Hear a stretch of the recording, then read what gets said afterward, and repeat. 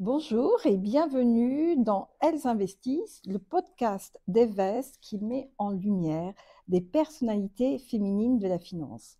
Alors aujourd'hui, je suis ravie de recevoir Fanny Wurtz qui fait partie du top management d'Amundi.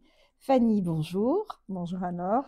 On se tutoie, on se On se voit? tutoie? Avec grand plaisir. Alors Fanny, parle-nous s'il te plaît de ton rôle chez Amundi et de ton parcours.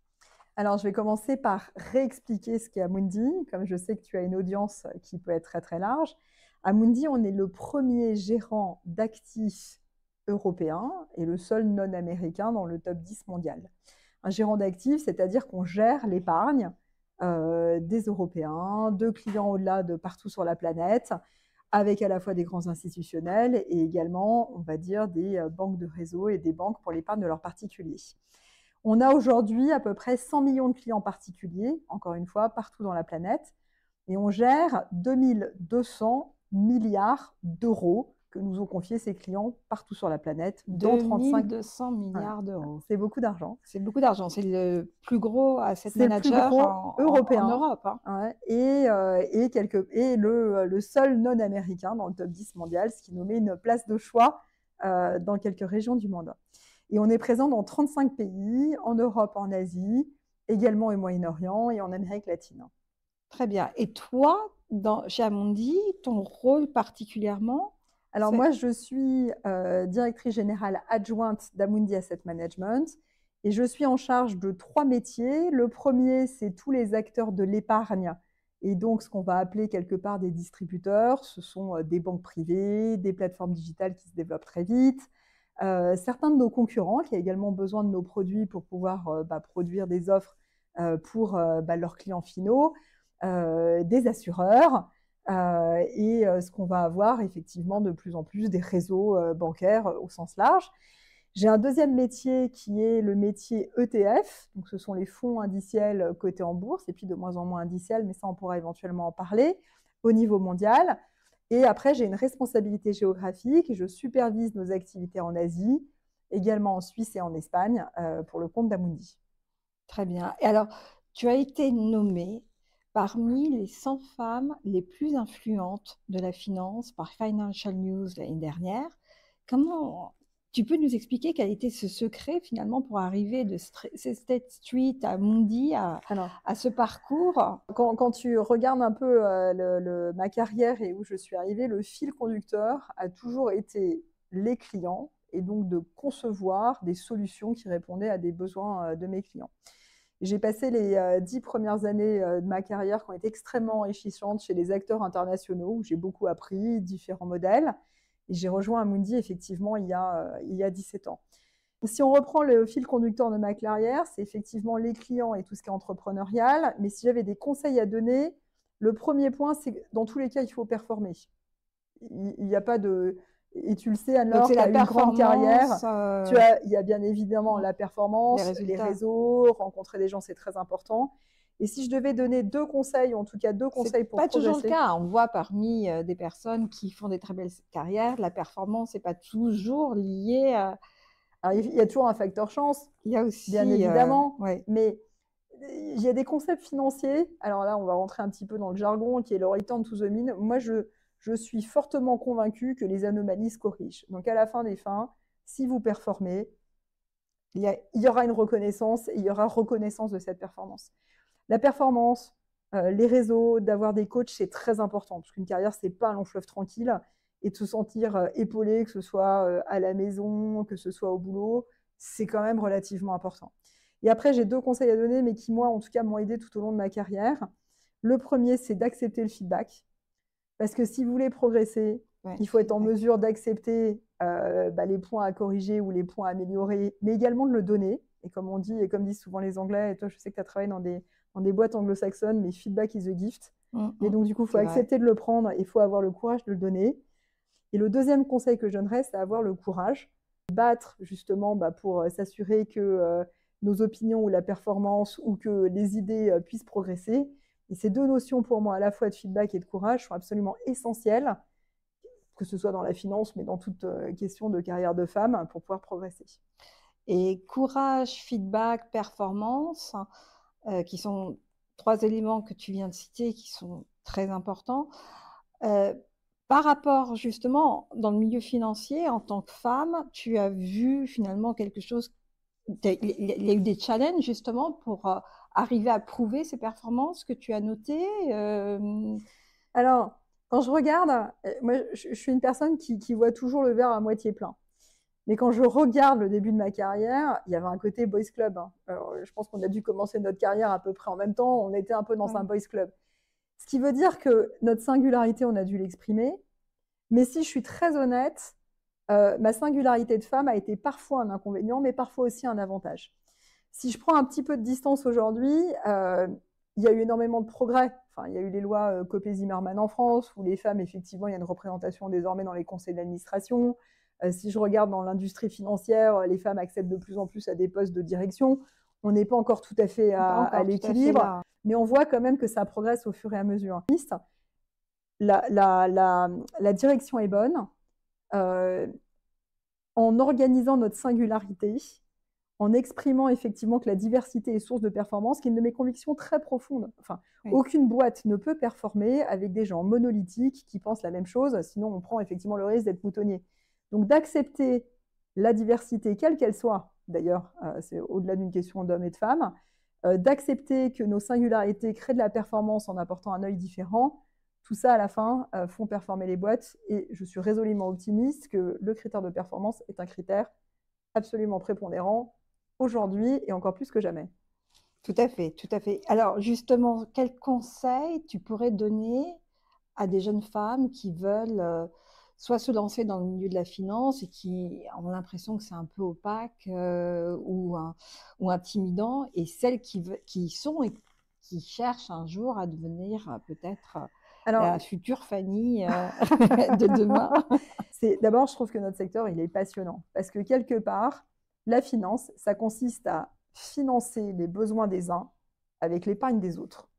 Et nous, on a ce rôle de courroie de transmission qui est absolument stratégique, de comprendre les besoins de financement où qu'ils sont, et de comprendre les besoins d'épargne et de rediriger cette épargne en délivrant la meilleure performance possible par rapport à ces besoins de financement. Et donc, quelque part, on a un rôle stratégique dans le fonctionnement des économies. Et donc, quand vous arrivez dans la finance, déjà, hein, vous pouvez avoir un impact sur la société, parce qu'on finance des entreprises, on finance des besoins, on finance donc des emplois, on finance des projets de développement derrière. Comme c'est tout le sujet de ce podcast, il n'y a pas assez de femmes. Donc, j'ai envie de dire, vous allez avoir une ascension, une carrière, des opportunités de carrière qui vont être larges. Et enfin, je trouve que c'est résolument d'autant plus d'actualité que les besoins de financement en Europe et partout dans le monde sont là, qu'on a des enjeux absolument critiques de financement. Et donc, venez avoir un impact sur l'économie, venez avoir un impact sur le destin, j'ai envie de vous dire, de l'Europe, de la France et autres. Et venez nous rejoindre dans ce métier qui, finalement, au-delà de cet aspect pas concret, et finalement est très concret à Et l'arrivée. justement, là, on va dans une autre partie du sujet où j'aimerais vraiment avoir ton point de vue. C'est justement cette économie que l'on voit en Europe et cette vision de l'épargne. Toi qui supervises donc toute la partie distribution et wealth management, quelles sont les grandes tendances que l'on observe? Est-ce qu'il y a des différences? Comment la France se situe? Il nous faudrait 3-4 heures. Mais Alors oui, on est mais d'accord. si on essaye de synthétiser un peu et de reprendre ta question, l'épargne se développe dans le monde parce qu'effectivement, la richesse mondiale au global se développe. Et il y a un taux de croissance de l'épargne qui est de l'ordre de 6% par an. Elle est très forte en Asie, effectivement, où il y a effectivement la moitié de la population qui y habite, une croissance très forte des économies, donc l'épargne se développe très fortement en Asie, mais elle se développe également en Europe, à hauteur de 4%, un peu moins que la moyenne mondiale, mais en Europe. Et donc, du coup, tous ces besoins d'épargne créent effectivement des besoins à la fin d'investissement. Il y a un deuxième sujet qui crée effectivement de la croissance, qui est le besoin de financement des retraites. Aujourd'hui, on le sait, il y a ce qu'appellent les anglo-saxons un pension gap. En tout cas, effectivement, les particuliers sont de plus en plus conscients qu'ils vont avoir besoin d'épargner pour leur retraite. Et donc, on estime au niveau européen que les besoins de financement sont de 100 000 milliards d'euros à financer d'ici les 10 prochaines années. Ça, c'est intéressant. 100 000 milliards d'euros qui seraient par la retraite de capitalisation, en fait, qui En tout vont cas, être de besoins de retraite. supplémentaires. De besoins de en retraite plus. supplémentaires. 100 000 milliards d'euros à investir sur la retraite. Donc, bien évidemment, par le biais, on va dire, de systèmes de retraite soit étatiques, soit privés, qui peuvent passer par l'entreprise. On a l'épargne salariale en France, mais il y a également tous les enjeux d'épargne qu'on se constitue en France par le biais potentiellement d'une assurance vie, d'un PER, qui a été un vrai plébiscite en France avec l'expansion du PER. Mais en tout cas, il y a des outils qui sont plébiscités par les particuliers pour se constituer un capital pour cette retraite, où les besoins effectivement de financement sont absolument massifs. Et ça, pour des gérants d'actifs comme nous, ce sont des sommes d'argent sur lesquelles aider les particuliers à épargner pour se constituer une retraite par le biais effectivement de leurs conseillers bancaires traditionnels ou en tout cas des divers systèmes en place. Le troisième point, et ça c'est un des points qui, on va dire, est limite sociétale, c'est l'expansion de la digitalisation de l'épargne. On a vu la digitalisation de l'économie. Aujourd'hui, les gens achètent sur, entre guillemets, leur smartphone ou sur Internet. La télé nous donne des recommandations d'achat. Les outils et les consommations sont de plus en plus digitales et ça arrive aussi dans l'économie. Donc, ce qu'on voit d'un côté, c'est effectivement un développement très fort d'acteurs digitaux, mais qui eux aussi se mettent à offrir de plus en plus de services de banques privées également, parce qu'il y a aussi des besoins de banques privées. Et de l'autre côté, nos banques universelles qui ont un vrai rôle très très fort de conseil des particuliers sur les questions, on va dire, holistiques de leur cadre de vie, qui digitalisent également les offres pour accompagner les particuliers, que ce soit sous un modèle, on va dire, de conseiller, mais également un modèle digital. Et ce qu'on voit de plus en plus dans cette espèce d'hybridation des business models, c'est des particuliers qui sont aujourd'hui de plus en plus en demande d'éducation financière pour mieux comprendre, et c'est tout l'objet de ton podcast également, d'éduquer sur les métiers de la finance, pour être en contrôle de leur épargne, de leurs enjeux, de leurs finances, pour pouvoir prendre les bonnes décisions également pour leur retraite. Et c'est là où on voit qu'il y a à la fois, et ce qu'on accompagne au plus, un besoin de digitalisation, mais plus que jamais également un besoin de conseil. Et on pense que le rôle du conseiller va être renforcé sous un modèle hybride, à la fois pour bénéficier d'un conseil, parce qu'effectivement, savoir comment épargner, dans quel cadre, par rapport à on va dire, un patrimoine est absolument nécessaire, mais ils veulent également pouvoir bénéficier de ce conseil, ou en tout cas de pouvoir épargner sous un mode également digital. Très intéressant ce que tu dis. Je suis assez en phase. Et par rapport à ça, est-ce que c'est quelque chose où la France, par rapport à notamment l'Asie que tu suis, est-ce que tu vois des tendances même au niveau des choix d'investissement qui sont différents, au niveau de la prise de risque? Est-ce qu'il y a des produits qui parlent un peu plus en France qu'en Asie? Par exemple, les ETF. Les ETF en France, finalement, c'est assez récent, alors qu'aux États-Unis, au Royaume-Uni, ça fait déjà des années que c'est vraiment utilisé. Comment tu vois ces différences-là? C'est un très bon point. Et alors, je vais un tout petit peu dézoomer de la France, et puis après, on y reviendra avec grand plaisir. Lorsqu'on regarde l'épargne des Européens, le premier épargne des Européens, c'est l'immobilier. Ce qui n'est pas forcément le cas dans toutes les zones de la planète et autres, qui est un choix d'ailleurs, et qui est très français également. Après, il y a aussi les dépôts bancaires, et puis les marchés financiers jusqu'à présent étaient en diversification, si j'essaie de schématiser et synthétiser. Et c'est là où on voit, notamment avec des initiatives européennes d'union de marché de capitaux, d'union de marché de l'épargne, de vouloir solliciter de plus en plus les marchés de capitaux pour créer de la performance sur l'épargne des Européens, et puis également nous redonner une autonomie stratégique, potentiellement européenne, que les sociétés européennes soient détenues finalement par des Européens. Donc il y a tout ce volet d'éducation financière qui finalement n'est pas forcément la plus élevée en Europe d'ailleurs par rapport à certains niveaux de l'OCDE. Et d'ailleurs, lorsqu'on le voit, lorsqu'on fait des études auprès des particuliers, ils nous demandent d'avoir accès à cette éducation financière, de mieux comprendre les marchés, de mieux comprendre leur fonctionnement. Et c'est ça où on trouve, nous, chez Amundi, que l'industrie a une vraie responsabilité d'aider à éduquer les particuliers, d'aider à aider nos intermédiaires à donner de la bonne éducation financière auprès des particuliers pour leur développer cette culture, qui d'ailleurs pourrait commencer dès l'école, au final. Gérer son épargne, finalement, c'est très important, comme plein d'autres matières qui pourraient s'apprendre. Donc, il y a ce besoin d'éducation financière pour pouvoir effectivement appréhender, et le besoin de conseil après. comment définir une allocation d'actifs, comment construire un portefeuille. Tout ça a besoin de s'apprendre et sur lequel vous avez besoin également potentiellement d'experts, mais aux experts aussi de vulgariser, de rendre cette connaissance intelligible au plus grand nombre. Et donc, si on revient par rapport à l'épargne des Français, il y a énormément de mécanismes et je trouve que la France, c'est finalement très bien mis en marche. On voit on a des mécanismes d'épargne salariale extrêmement performants. On a eu le PER qui s'est mis en place, qui a été publicité. Je crois qu'il y a plus de 10 millions de comptes et 120 milliards déjà d'actifs grâce à la loi sous le PER. Vous avez la loi industrie verte qui vise aussi à promouvoir notamment l'investissement réel dans les sociétés, d'adapter ça aussi par rapport à des horizons de temps, et donc du coup notamment dans des plans d'épargne longue ou des plans d'épargne retraite. Donc il y a énormément, on va dire, de foisonnement de très bonnes idées en France et qui effectivement accélèrent cette appréhension des marchés de capitaux. Et puis après, un des véhicules d'accélération aussi, c'est la digitalisation qui donne accès et qui permet de masse démocratiser ces accès également au plus grand nombre. Ce qui n'empêche pas absolument de les équiper avec de l'éducation financière, le bon niveau de conseil, et donc de trouver la bonne place pour tous, pour qu'effectivement tout et chacun ait la bonne solution d'investissement par rapport à son niveau de risque, par rapport à son horizon de placement, avec le bon niveau de conseil par rapport à son patrimoine global.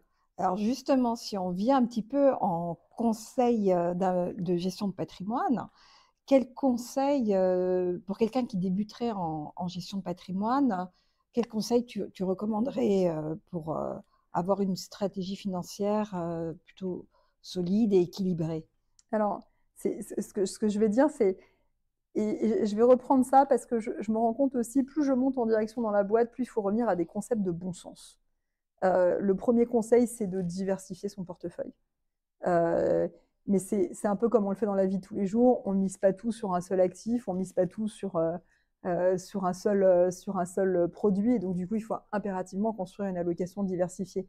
Par rapport à un ménage, donc là, on parle de marché financier, mais si on redézoome par rapport à un ménage, c'est de trouver la bonne part qui va être liée à l'épargne et à l'épargne financière. Il y a des dépenses courantes à assurer, il y a d'autres types d'épargne également potentielles, il y a effectivement son logement. Et donc, du coup, déjà bien budgétisé au départ. Et c'est là où le conseiller bancaire, le conseiller financier est là également pour aider à faire le planning financier qui correspond le mieux à chaque particulier. Et lorsqu'on vient après au sujet d'épargne financière, il faut diversifier. Il faut impérativement diversifier. Il faut être très d'accord avec quel est le degré de risque que l'on prend par rapport au degré de risque qu'on est prêt à prendre, et donc du coup de la performance également attendue, et l'horizon d'investissement. C'est là où le conseiller financier, peut aider effectivement à bien modéliser un degré de risque, un horizon d'investissement avec le meilleur portefeuille. Et toi, personnellement, c'est quelque chose que tu as su mettre en place? Souvent, on dit toujours pour mes finances personnelles. Le cordonnier est toujours le plus mal chaussé. Par rapport à ce temps, charge mentale. Non, mais c'est... J'ai des finances très françaises personnelles, avec de l'immobilier, des actifs peu risqués et des actifs risqués aussi, bien évidemment pour participer au financement de notre économie, de nos entreprises, mais dans une allocation d'actifs qui correspond au degré de risque que je suis prêt à prendre et par rapport à un horizon d'investissement que je suis prêt à prendre également. Donc non, je ne dirais pas que je suis le cordonnier le plus mal chaussé. Et j'essaye de m'appliquer, ça c'est autre principe, à moi-même, ce que je recommande aux autres également toute la journée. Très, très bien. Alors, et si tu devais, pour le mot de la fin, si tu avais un conseil aux femmes qui nous écoutent par rapport à leurs finances personnelles, et justement cet accès qui leur paraissait peut-être un petit peu complexe. Oui, comme au démarrage, qu'elles osent. Qu'elles osent, parce que se construire un patrimoine financier, c'est également prendre son destin en main. Exactement. Et être maître de son destin. Et donc, à chaque femme puissante, il doit y avoir quelque part une prise en main consciente des sujets d'épargne et des sujets financiers qui sont bien évidemment absolument hyper importants dans la vie. Donc, que ce soit pour votre métier, mesdames, que ce soit pour vos finances, osez et rayonner, parce que on le sait très bien, la femme est l'avenir de l'homme. Ah, c'est très beau. Ben, merci Fanny, on va arrêter là sur cette phrase qui est superbe. Merci beaucoup de ton temps. Merci à toi. et de tous tes conseils qui sont très inspirants.